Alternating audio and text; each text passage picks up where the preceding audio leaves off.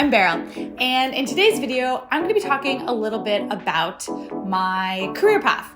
Because on my community post, when I asked you guys if you wanted to do a Q&A, I felt like the questions fell into two very distinct camps. I just did a personal video, so let's do a career path video.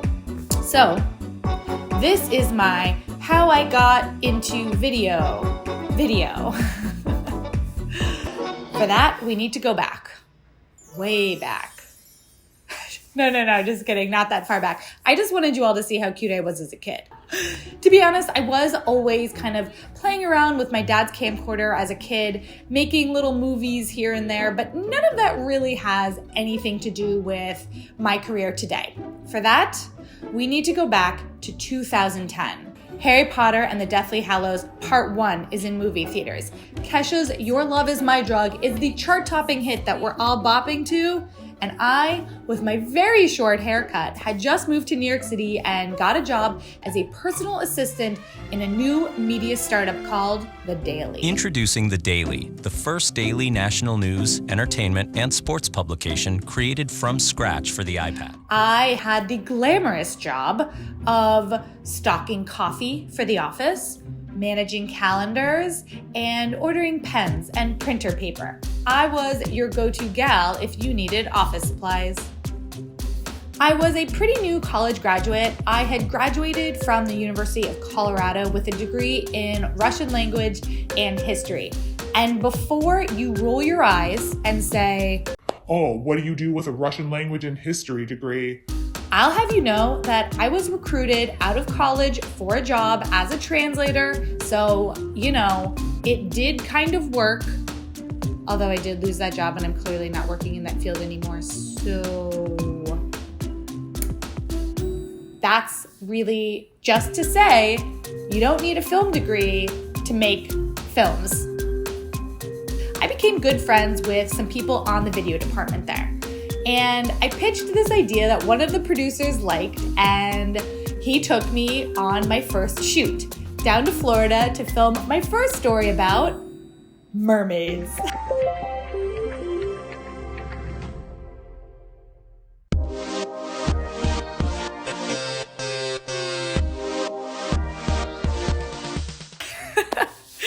I didn't really do much on set. I maybe asked a couple of questions. Mostly I carried around gear, took a lot of photos, and was like, "Oh my God, this is so cool." When I got back from Florida, I was totally obsessed. And I went around and I started filming everything in my life.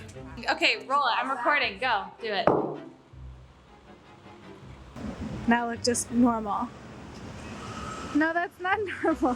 Anything that I could film, I was filming because I wanted to be like the people on our video department.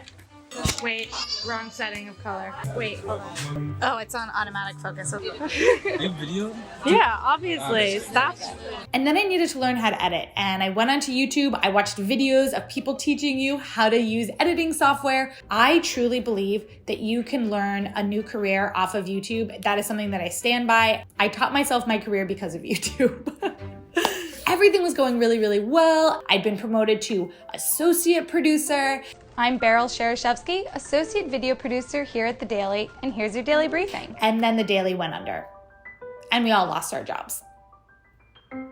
And I made this goodbye video. We need to dull the pain. I know a way. Let's drink some cheap champagne. So I did what anyone else in my position would have done.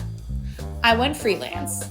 I started making videos literally everywhere I could, and I didn't care what it was. I pretty much took the job. And I got to this point where an ad agency noticed and asked me to join their team. And I did. I was doing videos for CoverGirl, for Venus, for Secret, and it just wasn't for me. And at that point, I got a call because I had at one point worked with somebody who knew the person starting Great Big Story. It's time to feed your feed. Great Big Story. Everywhere you watch video. This was my first video at Great Big Story. It was about a guy who invents languages, and he did all of the languages for Game of Thrones. Who's called a conlanger. David's having two of his friends who are also conlangers come over and speak with us. One of them brought ice cream.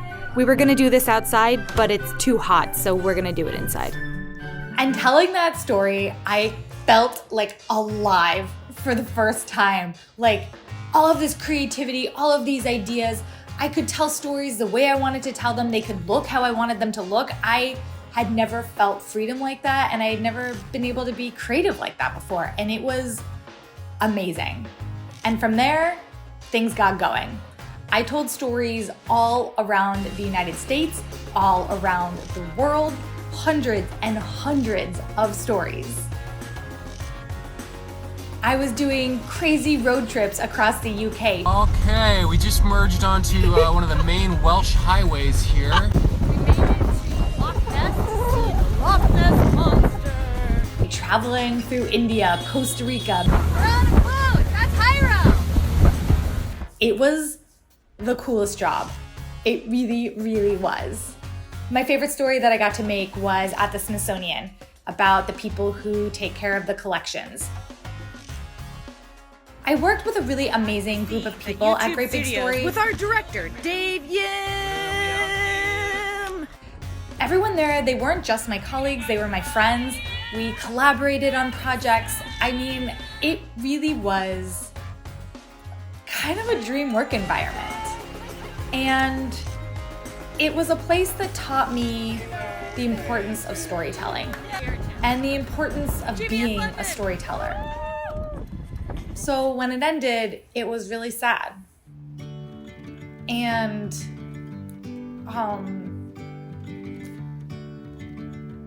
it was a real loss. Not just for us, but I think for everybody.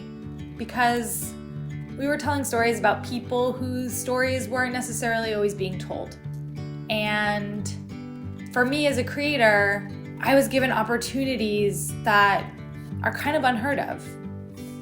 Great Big Story really taught me to lean into my curiosity and to embrace the things that make us all different, that there is more that connects us as people than that which divides us. And I think that I came out a better person because of my time working there, for sure.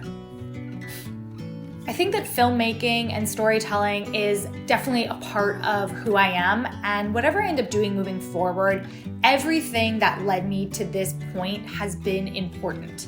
And with that, I have 3 kind of pieces of advice. If you're interested in filmmaking or any kind of sort of creative, I think that these will apply. Number 1, make stuff. Even if it's bad, you are gonna suck until you don't. But you need to just make stuff. Number 2, emulate your mentors. Find somebody whose style you really like and build off of it, and eventually you'll come up with your own style. If you look back at my stuff, you can definitely see that there was somebody who I was emulating. Can you tell? And the last thing is, don't limit yourself to what other people have done. Try new things and fail. Fail big. Be terrible. And that's okay, because failing is where you're gonna learn and it's where you're gonna grow. And if you never fail, it means you're never taking risks. And what's the point? So that's it. All of that led me here, to YouTube, for now at least. I hope that I've answered some of your questions, and I will see you all in my next video. Bye.